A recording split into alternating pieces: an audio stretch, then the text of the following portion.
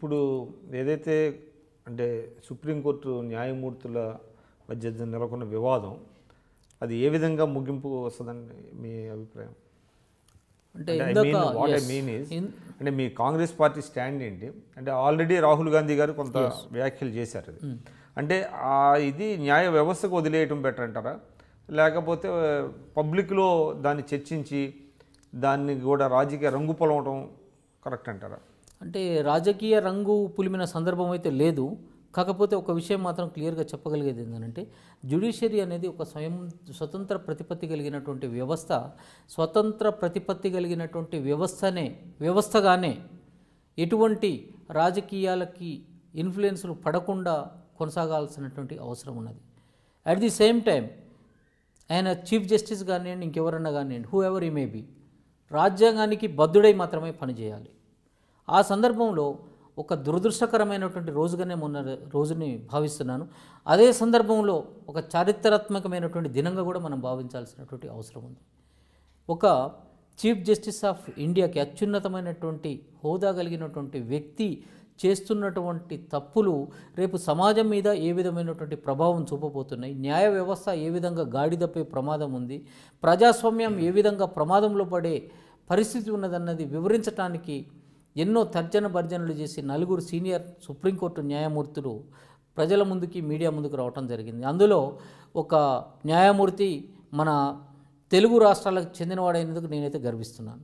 Yes, అక్కడ జరిగినటువంటి దాన్ని ఏదో గాలిలో మాట్లాడిన సందర్భం కాదు, కేస్ టు కేస్ వివరించుకుంటూ చెప్పారు. అయ్యా, మీరు సుప్రీంకోర్టు ధర్మాసనంలో చీఫ్ జస్టిస్ ఆఫ్ ఇండియా కొలీజియంలో ఉన్నప్పుడు మీరు అందరితో పాటు ఒక న్యాయమూర్తి, అందరిలో ప్రథముడివి నువ్వు.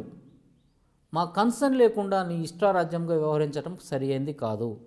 రెండవది, భారతదేశ చరిత్రలో ఒక district judge, CBI district judge లోయ గారు మృతి చెందడం జరిగింది. అనుమానాస్పద పరిస్థితిలో మరణించడం జరిగింది. అటువంటి పరిస్థితులలో న్యాయమూర్తులు, తీర్పులిచ్చే న్యాయమూర్తులకే భద్రత లేనప్పుడు, వాళ్ళ చావే మిస్టీరియస్గా ఉన్నప్పుడు దాన్నే ప్రోబ్ చేయలేకుండా పోయి ఉన్నట్లయితే న్యాయ వ్యవస్థ మీద ప్రజలకు ఎటువంటి నమ్మకం ఉంటుంది? భవిష్యత్తులో తీర్పులు న్యాయమూర్తులు ఇవ్వాల్సి వస్తే భయభ్రాంతులకు గురి కాకుండా, ఎటువంటి ఇన్ఫ్లుయెన్స్లకి గురి కాకుండా ఏ విధంగా తీర్పులు ఇస్తారు?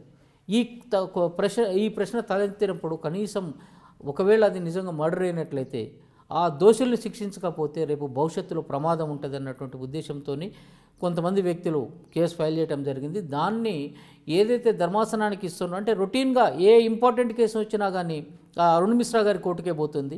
ఆ అరుణ్ మిశ్రా గారికి ఇంతకుముందు రాజకీయ బ్యాక్గ్రౌండ్ ఉంది కాబట్టి, ఏకపక్షంగా వ్యవహరిస్తాడనేటువంటి పేరు ఉన్నది కాబట్టి అక్కడ కాకుండా వేరే దగ్గర విచారించాల్సినటువంటి అవసరం ఉందని చెప్పేసి భావించడం జరిగింది.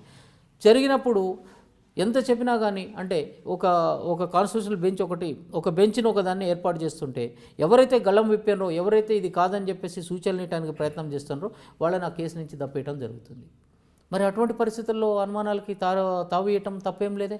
ఉన్నప్పుడు ఒకసారి 2 సార్లు చూశారు. ఇప్పుడు అత్యున్నత హోదాలో ఉన్నటువంటి అటువంటి వాళ్ళు కాకుండా మనలాంటి వాళ్ళు మాట్లాడటం ఏమైనా మీనింగ్ఫుల్ ఉంటుందండి? కాబట్టి తప్పని పరిస్థితుల్లో కూడా 4 జడ్జిలు కూడా ఏకకంఠంతో, ముక్త కంఠంతో మీడియా ముందుకు వచ్చేసి, అది కాంగ్రెస్ పార్టీ స్టాండ్ అంటారా? కాంగ్రెస్ పార్టీ స్టాండ్ కాదు, ఒక పౌరునిగా నేను చెప్తున్నాను. కాంగ్రెస్ పార్టీగా కాంగ్రెస్ పార్టీ కూడా ప్రతి హక్కు ఉన్నది ఆయన్ని సమర్థించడానికి, కానీ భావాన్ని వ్యక్తీకరించడానికి ప్రతిపక్షంలో ఉన్నాం కాబట్టి భారత న్యాయ వ్యవస్థ ఈ విధంగా పోతుందా అని చెప్పేసి, దీనికి కారణం ఎవరు అని అంటే అధికార పక్షము, ప్రధానమంత్రి, ఆ ప్రధానమంత్రి పార్టీకి చెందినటువంటి అధ్యక్షుడు అని చెప్పేసి మాకు ఎప్పుడైతే వచ్చిందో అక్కడ రాజకీయం ఉన్నది కాబట్టి ఇక్కడ రాజకీయంగా మేము ప్రవేశించాల్సిన అవసరం వచ్చింది. ఒక నైతిక స్థైర్యాన్ని నింపాల్సినటువంటి అవసరం వచ్చింది. అంత మాత్రం చేత జ్యుడిషియరీలో కాంగ్రెస్ పార్టీ ఎప్పుడు ఇన్వాల్వ్ కాదు. కాంగ్రెస్ పార్టీ దాన్ని ఇన్ఫ్లుయెన్స్ చేయాలని కూడా ఇప్పుడు కూడా చూడదు. కానీ ఇన్ జనరల్గా న్యాయ వ్యవస్థ సక్రమంగా చూడాల్సినటువంటి బాధ్యత న్యాయమూర్తుల మీద ఉంది. వాళ్ళకి సహకరించాల్సిన బాధ్యత, రాజకీయాలు దాని మీద ఇన్ఫ్లుయెన్స్ చేయకుండా చూడాల్సిన బాధ్యత ప్రజల మీద, మనలాంటి పౌరుల మీద డెఫినెట్గా ఉన్నది. అంతకు మించి కాంగ్రెస్ పార్టీకి దానికి సంబంధం లేదు. మీరు చూస్తున్నారు ఐ డ్రీమ్ న్యూస్ని. మీరు చూస్తున్నది ఐ డ్రీమ్ న్యూస్. అంటే కళలని నిజం చేస్తూ ప్రజలకి నిజాలని కళల ద్వారా తీసుకొచ్చే ఐ డ్రీమ్కి మై బెస్ట్ విషెస్. మీరు చూస్తున్నది ఐ డ్రీమ్ న్యూస్.